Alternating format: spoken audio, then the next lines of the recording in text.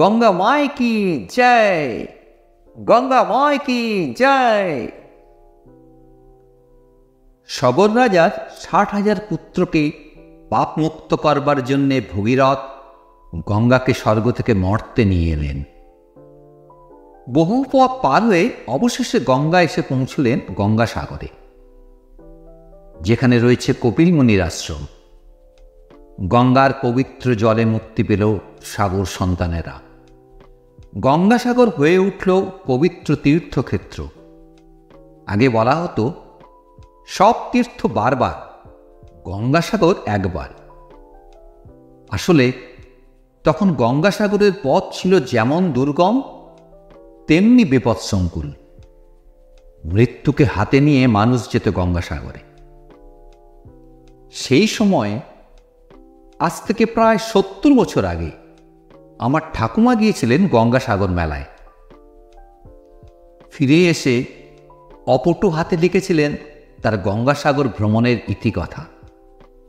যেমন রোমাঞ্চকর তেমনি সেই সময়ের আশ্চর্য সুন্দর ছবি। আজ আপনাদের শোনাব সেই স্মৃতিকথার কিছু অংশ। আমরা রওনা হলাম বাবুঘাট থেকে, যাব গঙ্গাসাগর। ঘাটে বাঁধা বড় নৌকা, অনেকখানি ছই দেওয়া, খানিকটা ত্রিপল দিয়ে ঢাকা। ছইয়ের মধ্যে মেয়েরা, খোলা জায়গায় বসে পুরুষরা। নৌকায় এক হাত জায়গাও খালি নেই। শুধু মানুষ নয়, জিনিসপত্র পোটলা পুটলি ভর্তি। পৌষের শীত, গরম জামা কাপড়ই বেশি। নৌকার যাত্রীদের প্রায় সকলেই এসেছে বিহার থেকে। ৪-৫ জন মাত্র বাঙালি বিধবা, যারা মারা গেলে সংসারের কারো কোনো ক্ষতি হবে না।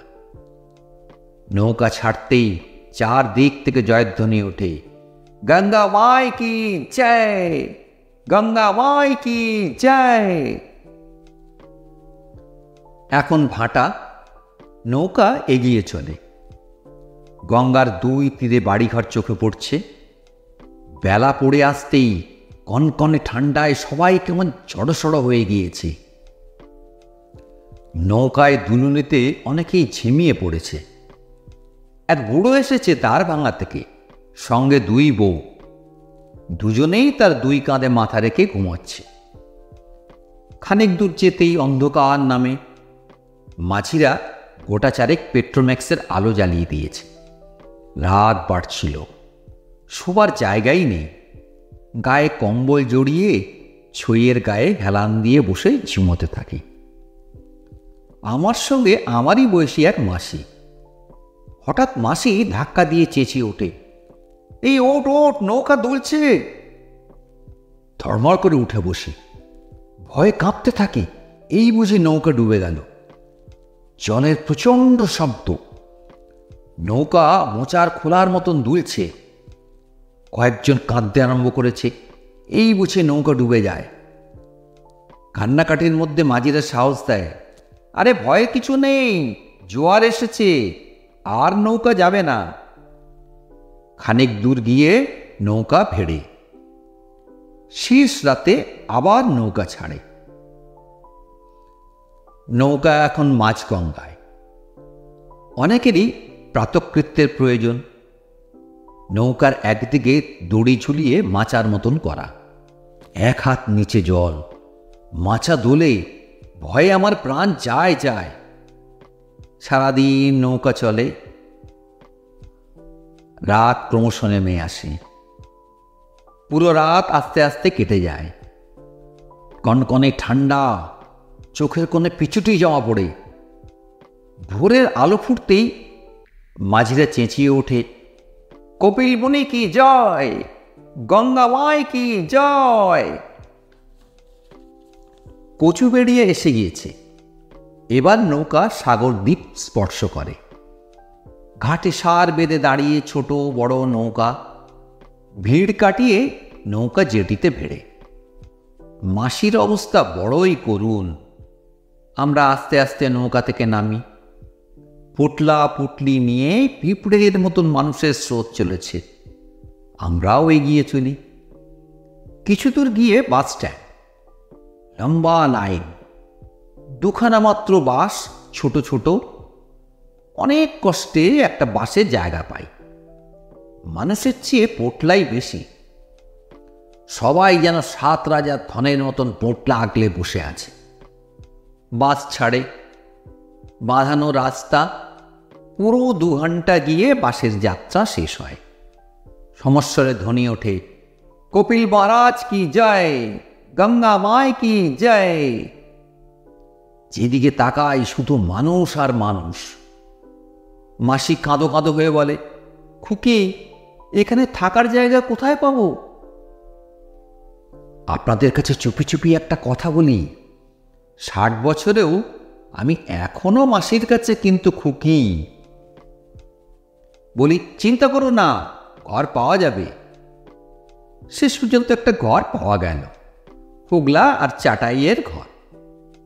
ঘর পেরিয়ে একদিকে খান 10 বাঁশের বেড়ার পায়খানা, সামনে চট টাঙানো। জিনিসপত্র ঘরে রেখেই বেরিয়ে পড়ি। অল্প দূরেই মেলা শুরু হয়েছে। শত শত তীর্থযাত্রী, সাধু, ভিখারি সবাই চলেছে। সামনে কপিলমুনির মন্দির, ছোট মন্দির, টিনের চাল, চারদিক বাঁশ দিয়ে ঘেরা। মানুষের ভিড় উপচে পড়ছে। মন্দিরের সামনে সার দেওয়া দোকান, সব দোকানেই মানুষের ভিড়। মেলা পার হয়ে ধু ধু করছে বালি। বালির পরেই যতদূর চোখ যায় শুধু জল আর জল। কোথায় এর শেষ কে জানে। আর দূরে কয়েকটা নৌকা ভাসছে। সূর্যের আলো পড়ে জল চিকচিক করছে। কি সুন্দর দৃশ্য। কতদিনের ইচ্ছা ছিল সমুদ্র দেখব, আজ সেই স্বাদ পূরণ হলো। বালির ওপর আমি আর মাসি চুপ করে বসে থাকি। অনেক মানুষ জলে নেমে স্নান করছে। আমরাও স্নান সেরে নিই। মাসি বলে, এবার কোথায় যাবি?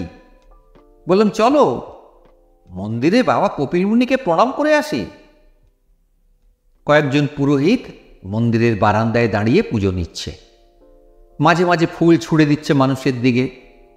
লম্বা লাইন। ভালো করে কপিলমুনির বিগ্রহও দর্শন হয় না। পুজো দিতেই পুরোহিত মাসির হাতে একটা ফুল দেয়। মাথায় সেই ফুল ঠেকিয়ে মাসি বলে, এবার মরে গেলে আর কোনো দুঃখ নেই। আমি বলি, এত তাড়াতাড়ি মরলে কি হবে? নাতির বিয়ে দিয়ে তবে তো ওপরে যাবে। মাসি মুচকি মুচকি হাসে।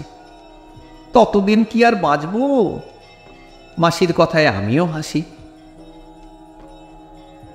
এক আশ্রমে খিচুড়ি ভোগের ব্যবস্থা হয়েছে। খিদেতে পেট চোঁ চোঁ করছে। সকলের সঙ্গে আমরাও বসে পড়ি।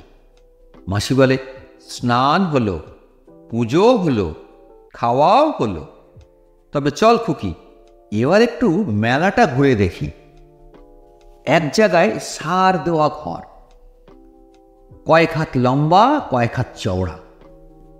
এক এক ঘরে এক একজন সাধু।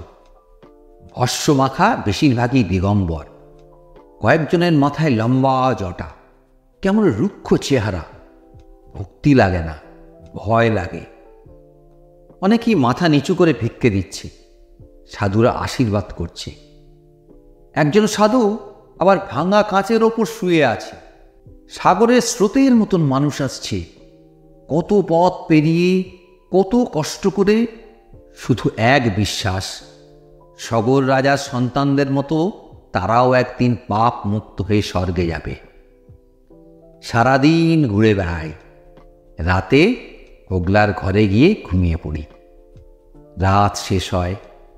এবার ঘরে ফেরার পালা। মন্দিরের সামনে গিয়ে আবার দাঁড়াই। মনে মনে প্রার্থনা করি, আমার সন্তানরা যেন ভালো থাকে। গল্পটি কেমন লাগলো কমেন্ট বক্সে অবশ্যই জানাবেন এবং সাবস্ক্রাইব বাটনটি প্রেস করে রাখবেন, যাতে পরবর্তীকালে আমরা কোনো ভিডিও অথবা অডিও গল্প আপলোড করলে আপনারা সবার আগে তার নোটিফিকেশন পেয়ে যান। ধন্যবাদ।